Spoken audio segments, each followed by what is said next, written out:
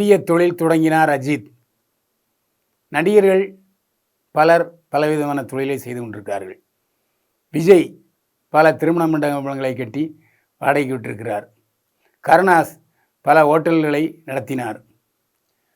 Costumes மற்றும் அழகு சாதன பொருளை விற்று கொண்டிருக்கிறார் நயன்தாரா. அது மட்டுமல்ல, பல இடங்களில் டீ ஷாப் நடத்தி கொண்டிருக்கிறார். அந்த வகையில் அஜித் இப்போது ஒரு புதிய தொழிலை தொடங்கியிருக்கிறார். அவர் இளைஞர்களுக்கு உதவுவதற்கான அந்த தொழில் என்னென்னா, இப்போ நிறைய பேருக்கு பைக் ஓட்டணுன்ட்டு தோணும். அந்த பைக்கில் பல இடங்களை, பார்க்காத இடங்களை டூர் போகணுன்னு ஒரு ஆசை வரும். அவர்களுக்கான உதவி செய்யும் நிறுவனமாகத்தான் அந்த டிராவல்ஸ் நிறுவனத்தை தொடங்கியிருக்கிறார் அஜித்குமார். அதாவது பைக்கு ஓட்டுவதில் வல்லவர்கள், பைக்கு ஓட்டுவதற்கு திறமை உள்ளவர்கள், பைக்கில் பல சுற்றுலாத்தலங்களை சென்று பார்க்க வேண்டும் என்ற ஆசையுடையவர்கள் நீங்கள் இந்த நிறுவனத்தை அணுகினால் தகுந்த பாதுகாப்போடு எப்படி செல்வது, எந்தெந்த இடங்களை சுற்றுலாத்தலங்களை பார்ப்பது என்ற விவரங்களை எல்லாம் இந்த நிறுவனம் உங்களுக்கு உதவியாக செய்து மகிழும். விஷால் கொடுத்த புகார், சென்சார் அதிகாரிகள் மீது வழக்கு பாய்கிறது. சமீபத்தில் விஷால் நடித்து வெளிவந்த படம் மார்க் ஆண்டனி வசூலில் சக்கை போட்டது. இதைத் தொடர்ந்து மார்க் ஆண்டனி படத்தை இந்தியில் டப் செய்து வெளியிட ஏற்பாடு செய்தார் விஷால். இந்த படத்தை சென்சார் செய்ய 6,50,000 ரூபாய் லஞ்சம் கேட்டதாக விஷால் புகார் கொடுத்திருந்தார். சென்சார் அதிகாரிகள் 6,50,000 லட்சம் ரூபாய் லஞ்சம் வாங்கிய பிறகுதான் சென்சார் சர்டிஃபிகேட் கொடுத்ததாக புகார் கொடுத்தார். இந்த புகாரின் அடிப்படையில் டெல்லியிலிருந்து வந்து விசாரணை அதிகாரிகள் விசாரணை நடத்தினார்கள்.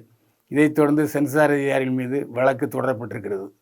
மெர்லின் மேனகா, ஜீஜா ராம் உள்ளிட்ட 3 பேர் சென்சார் அதிகாரிகளுக்கு தரகர்களாக செயல்பட்டதாக தெரிகிறது.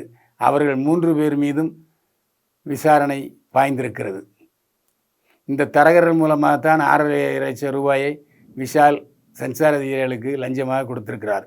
ஜீஜா, மேனகா, ராமதாஸ் ஆகியோர் தங்கள் வங்கி கணக்குகளில் இந்த பணத்தை டெபாசிட் செய்யப்பட்டிருந்ததாக அறிய வருகிறது. எனவே சென்சார் அதிகாரிகள் மீது விசாரணை பாய்ந்திருக்கிறது. விசாரணையில் லஞ்சம் வாங்கியது நிரூபிக்கப்பட்டால் சிறை தண்டனை உறுதி.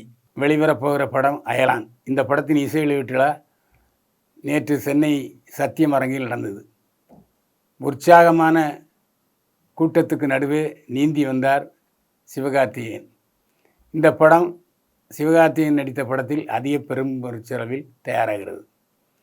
இந்த படத்துக்கு ஏஆர் ரஹ்மான் இசையமைக்கிறார். ஏஆர் ரஹ்மான் இசையமைக்கிறார் என்று சொன்னாலே அந்த படத்துக்கு ப்ளஸ் பாயிண்ட் தான். அந்த அடிப்படையில் என்னை வீழ்த்துவதற்கு பலர் முயற்சி செய்தார்கள். சாதாரண குடும்பத்தில் பிறந்து வளர்ந்த இந்த சிவகார்த்திகேயனை மக்கள் ஆதரவோடு இன்றைக்கு தமிழ் சினிமாவில் கதாநாயகன் நடித்து கொண்டிருக்கிறேன். என்னை வீழ்த்துவதற்கு பலர் விதத்தில் முயற்சி செய்தார்கள். ஆனால் அதையெல்லாம் என்னுடைய உழைப்பும் திறமையும் முறியடித்து விட்டது. இந்த அயலான் படத்தை பொறுத்த வரைக்கும் விஞ்ஞானபூர்வமான ஒரு படம், வித்தியாசமான கதைக்களனை கொண்ட படம், ஏலியனை பற்றிய படம்.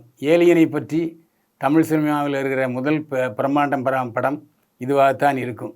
வித்தியாசமான திருப்பங்கள் நிறைந்த கதையை கொண்ட படம் அயலான் என்று சொன்னார் சிவகார்த்திகேயன்.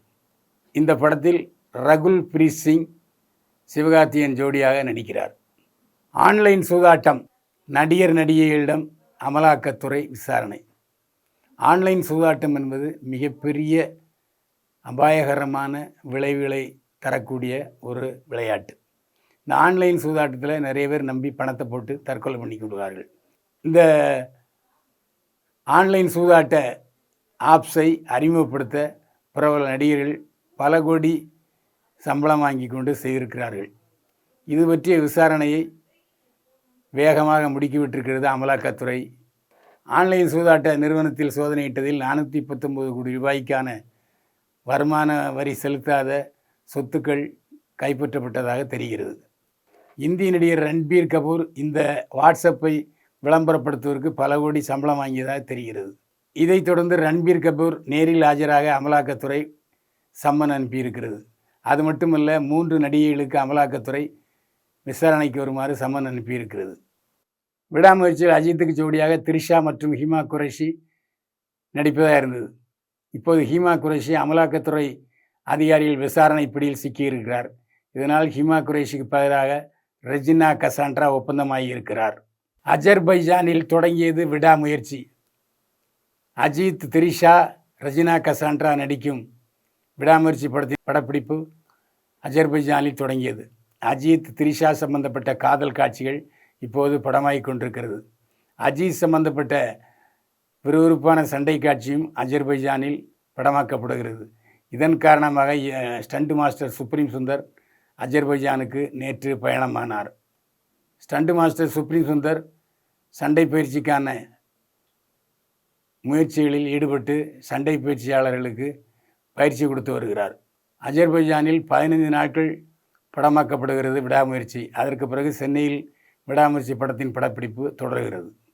நிர்வாண படத்தில் நடித்தேனா? நடிகை ரோஜா பதில். நான் நிர்வாண படத்தில் நடித்ததாக சட்டசபையில் போலி விசிடிக்களை வெளியிட்டு கொண்டிருக்கிறார்கள் தெலுங்கு தேசம் கட்சியினர். தெலுங்கு தேசம் கட்சியினர் என்னை இவ்வளவு இழிவாக பேசுவதற்கு காரணம் என்ன? நான் நிர்வாண படத்தில் நடித்தால் தெலுங்கு தேசத்தில் என்னை சேர்த்திருப்பார்களா? தெலுங்கு தேசம் கட்சி என்னை 2 முறை சட்டமன்ற தேர்தலில் போட்டியிட வாய்ப்பளித்தது. நான் நிர்வாண படத்தில் நடித்திருந்தால் போட்டியிட வாய்ப்பளிப்பார்களா? ஒரு பெண் என்பதால் இத்தனை அசிங்கமான அருவருப்பான வார்த்தைகளை பேசி கொண்டிருக்கிறார்கள். இதற்கான தண்டனையை அவர்களுக்கு இறைவன் கொடுப்பான் என்று சொன்னார் நடிகை அமைச்சர் ரோஜா. நேரில் இதுபோன்ற பரபரப்பான துணுக்குகளை ஜெம் சினிமாஸில் இலவசமாக கண்டுகளியுங்கள். ஜெம் சினிமாஸ் யூடியூப் சேனலை சப்ஸ்கிரைப் பண்ணுங்கள், ஷேர் பண்ணுங்கள். உங்கள் உற்றார் உறவினர் நண்பர்களையும் ஜெம் சினிமாஸ் சப்ஸ்கிரைபராக சொல்லுங்கள். ஜெம் சினிமாஸ் வெற்றி உங்கள் கையில். மீண்டும் சந்திப்போம். வாழ்க வளமுடன்.